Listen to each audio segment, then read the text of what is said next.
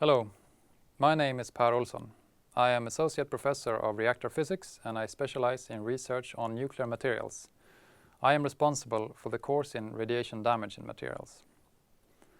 Material science has been driving the development of our civilization from time immemorial.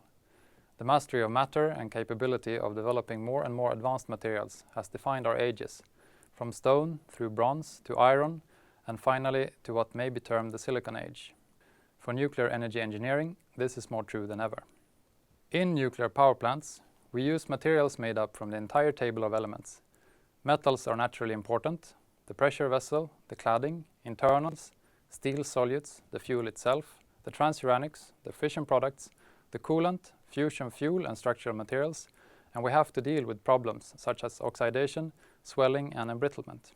In the nuclear industry, for space applications and in radiation therapy, materials undergo a different type of environmental load than normally, namely radiation matter interactions. This can lead to activation, transmutation and radiation damage, among other things. Radiation damage is typically initiated when a neutron that interacts with an atom in the crystal lattice. If enough energy is deposited, this atom can start a chain of atomic collisions and introduce a large variety of defects in the solid. These defects change the microstructure of the material and can cause a number of problems. Here we see an example of how defect clusters nucleate and grow during irradiation with charged particles.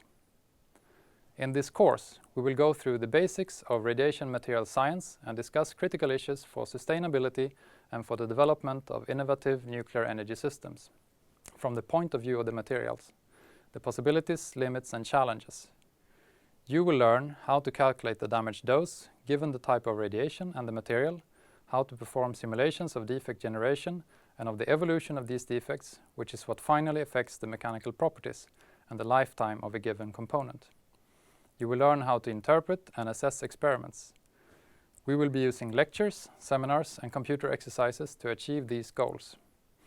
And each year a number of master thesis projects are proposed in the field of nuclear material science, and you can benefit from a large international research network and strong connections to industry. Welcome.